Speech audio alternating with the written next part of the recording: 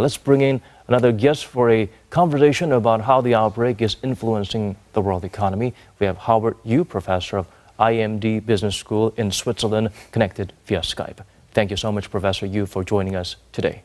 Okay, great to be here. Thank you for being here with us. First of all, experts predict the financial loss inflicted by the virus would be more significant than the damage done by SARS in 2003 because more global firms are doing business in China compared to the past. What are your thoughts on the predictions? I think this prediction is really a reflection of how much more the world economy becoming much more integrated. Back in SARS in early 2003, the economy of China is about a quarter of the size today. So whatever have broken out in China at the time, including Hong Kong as well as Macau back in 2003, can be economically self-contained. Today is a much different question. Whether it's car maker from Korea all the way to Japanese car maker to all kinds of operation over in Europe, we see significant impact because the work schedule getting disrupted.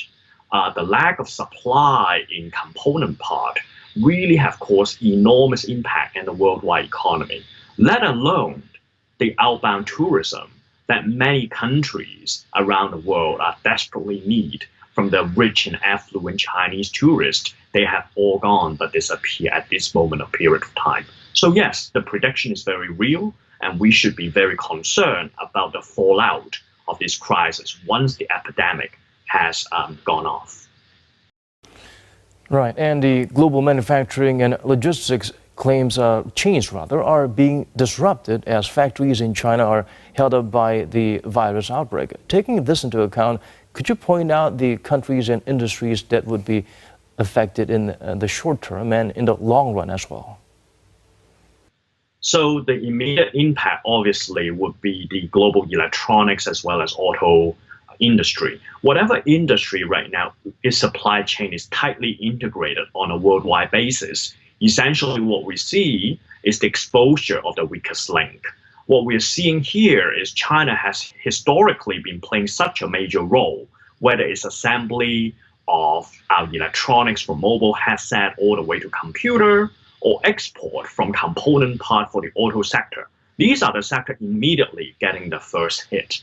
Obviously, there are industries that are sort of being immune right now, but would subject to the second wave of shock. Think about the financial global industry, right? So right now, money can still transfer across border, but as capital beginning to get tightened up, because inevitably there would be the second tier company struggle to make ends meet.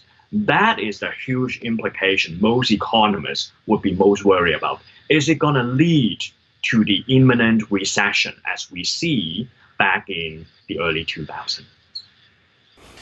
Dr. Yu, what are some global measures that could be imposed to minimize economic loss?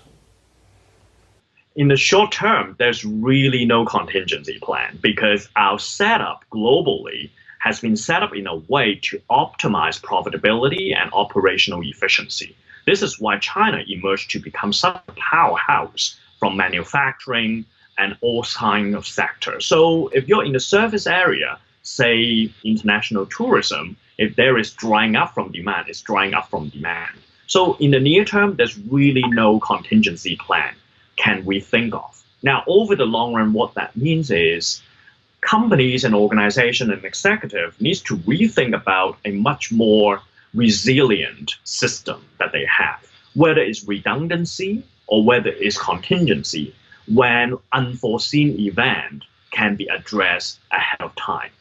The third element I want to bring in is this notion of international collaboration we really need to revisit. Because of geopolitics lately, people think that economic system can get decoupled. But in fact, what we're seeing is it's impossible. The moment we try to decouple, there are huge ramifications. And after all, disease and natural disaster have no nationality. When it struck humanity. All right, thank you so much, Howard, for your time and your insights. We do appreciate it. Thank you so much for having me. Nice to chat with you. Goodbye. Goodbye.